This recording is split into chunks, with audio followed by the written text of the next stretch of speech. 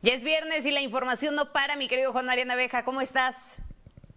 Con el gusto de saludarte, mi querida Magda, y con el reto que tenemos, que hay temas, pero de veras, para que nos demos gusto.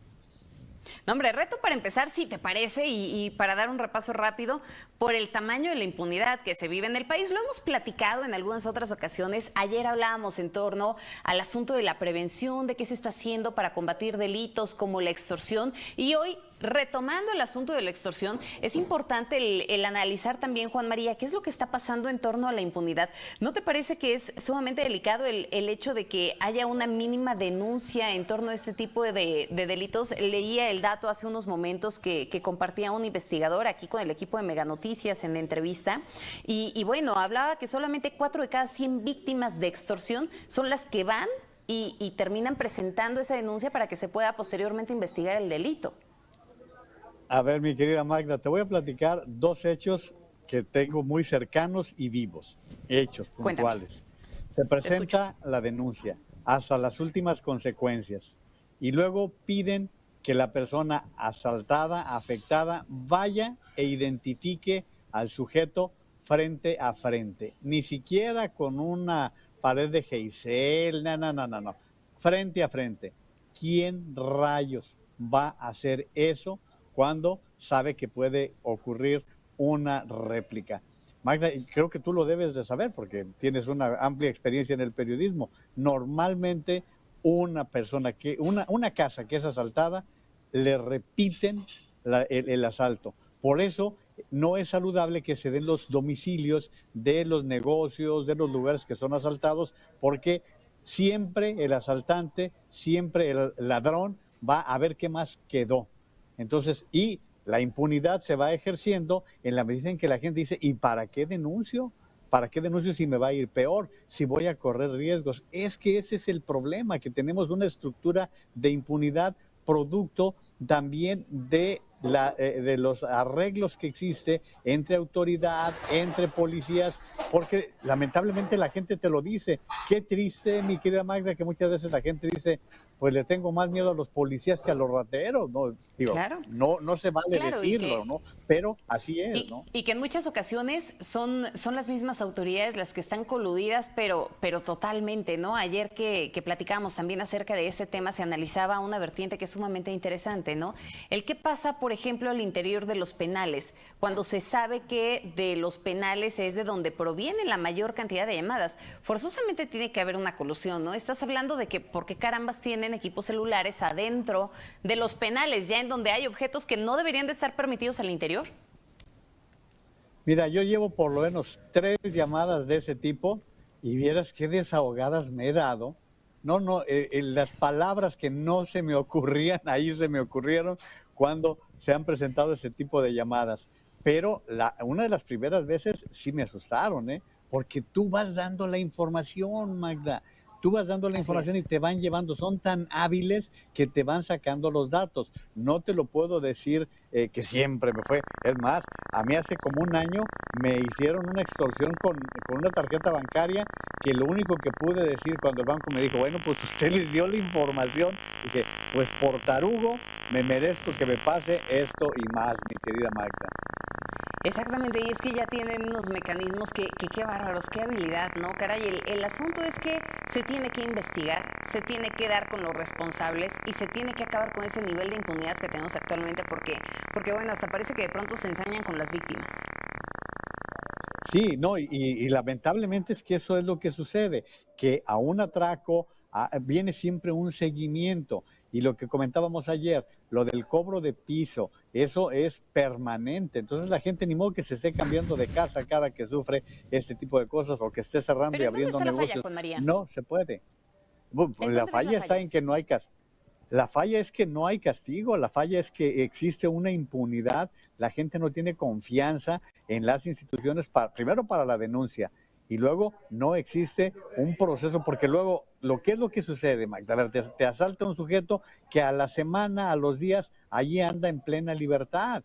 A ver, y luego te pongo el ejemplo de la colonia Buenos Aires o la calle 5 de Febrero en Guadalajara, en donde tienen años y felices días vendiendo las partes de los automóviles a la luz del día.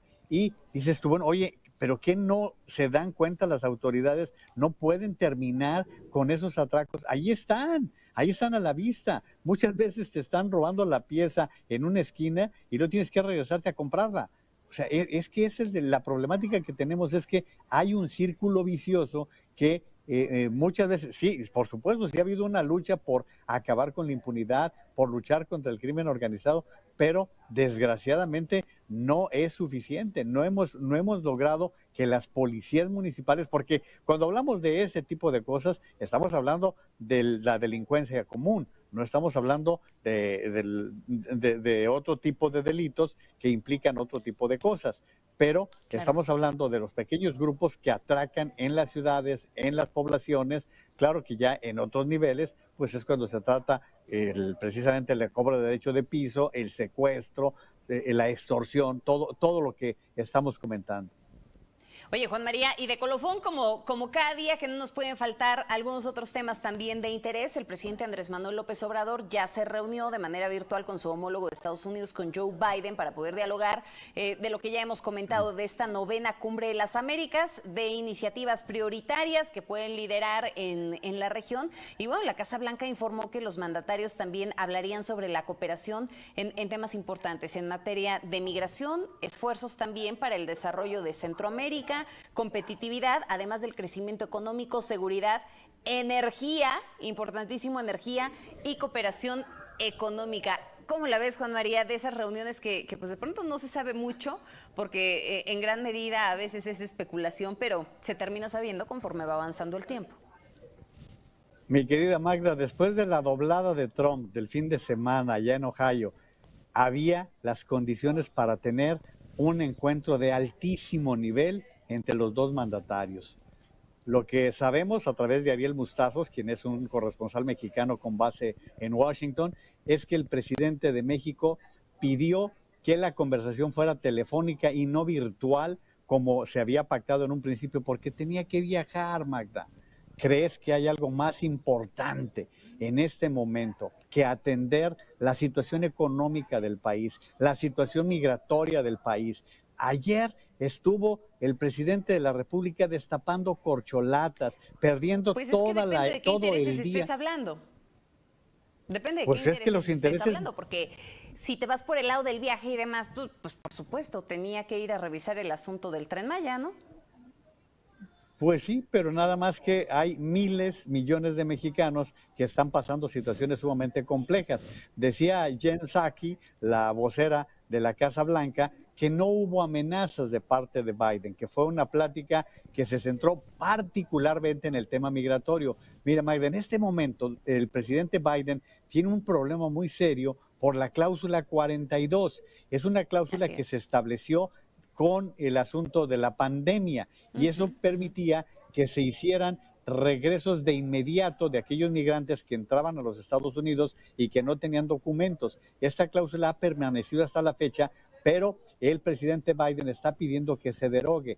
Un juez federal tomó la decisión de mantenerla, pero diera la impresión de que al gobierno de Biden le conviene que se mantenga. ¿Por qué? Pues porque ahora hay caravanas suponiendo que si se cae esta cláusula 42, habrá entrada libre a los Estados Unidos. Y con la cercanía de las elecciones, con los republicanos presionando por lo porosa que está resultando la frontera sur de los Estados Unidos, es decir, la frontera con México, este problema es fundamental para los Estados Unidos, pero no solo para los Estados Unidos, mi querida Magda, también para nosotros. Para nosotros es gravísimo porque seguimos teniendo los 25,000 elementos de la Guardia Nacional en la frontera sur del país. Seguimos teniendo una cantidad incontable de personas que están ya en las ciudades fronterizas, en Matamoros, en Tijuana, en El Paso. Bueno, El Paso es Estados Unidos, en Ciudad Juárez, en todas estas localidades hay una Pero gran cantidad. Ahora,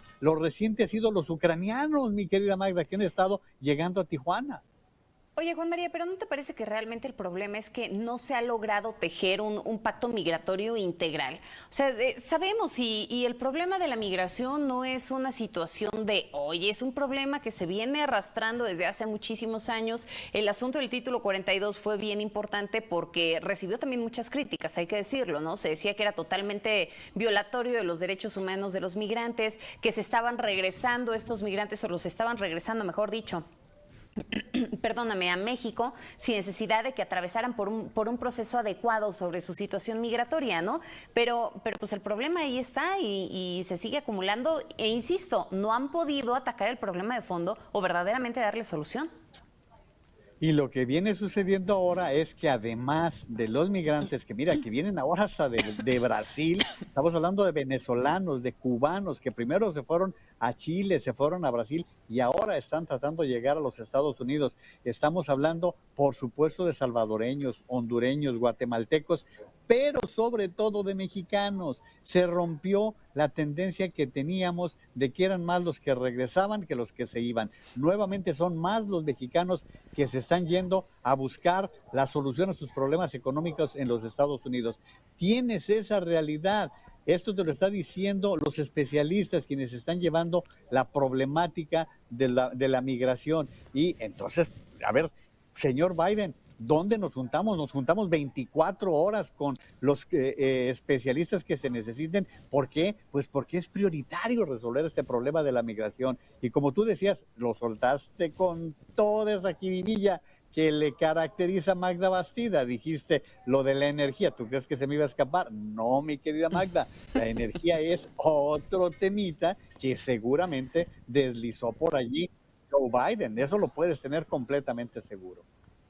Oye, bueno, hace rato mencionabas el asunto de las corcholatas, ¿no? Pues sí, ayer vaya que vuelve a demostrar cómo se destapan las corcholatas en este país, pero pues se siguen precipitando mucho los tiempos electorales, ¿no? Es jugar, está jugando el presidente de la República. Lo que hizo ayer de verdad fue hasta de pena. Eso, levanten la mano, digan si sí tenemos un buen secretario de Gobernación. No, no lo teníamos, pero lo echaron a perder. Lo echaron a perder con lo de la revocación de mandato cuando perdió toda la credibilidad a Adán Augusto. Oye, pero a ver, no nomás me provoques, me mandaste una bomba por la mañana de información de lo que publica hoy el Universal, que es una verdadera bomba, sí, mi querida Magda. Esto que se está revelando del uso y abuso, los moches con los programas sociales, es de verdad un trancazote, ¿eh? Es un tema bien delicado, ahí échenle un ojo, es una investigación que presenta el Universal, en donde hablan justamente de jóvenes construyendo el futuro y de la forma en la que presuntamente, de acuerdo a lo que plantea el reportaje, se podría haber estado pues usando para que se quedara el dinero con alguien más, ¿no? Para que se terminara desviando todo ese dinero, desde la retención de tarjetas, el hecho de presentar credenciales de lector de jóvenes en ese sentido. En fin, es una investigación fuerte y que sin duda nos lleva de nueva cuenta a preguntar, ¿no? ¿Qué es lo que están haciendo las autoridades para contener también los problemas de corrupción, de desvíos de recursos que se puedan llegar a estar presentando inclusive en la administración actual, ¿no? Ya no nada más hablemos de la corrupción del pasado, sino también la del presente. Querido Juan María, te mando un abrazo enorme. Pero fíjate rápidamente, qué cíclico, mi querida Magda, porque lo que dicen las autoridades es que tenemos 160 carpetas de investigación. Ah, pues allí guárdenlas, allí quédenlas. Es lo mismo de lo que estamos hablando con respecto a los delitos que van provocando impunidad. En fin, pues los temas a ti, a mí no se me acaban, no se nos acaban. Hijo, muchos temas, Segalmex. Y bueno, se nos quedan muchos temas ahí en el tintero. Juan María, te mando un abrazo enorme, que tengas un extraordinario fin de semana. Te veo y te escucho el lunes. Tú también un buen fin de semana. Ya no te deseo nada con el Toluca porque para vergüenzas ya no están ganando. ¿Por qué me haces eso, Juan María? Yo tan tranquila en este momento y me rompes así el corazón, un corazón de aficionada, decepcionada en este momento. Bueno, vámonos a un corte. Gracias, Juan María. Hacemos una pausa y ya volvemos.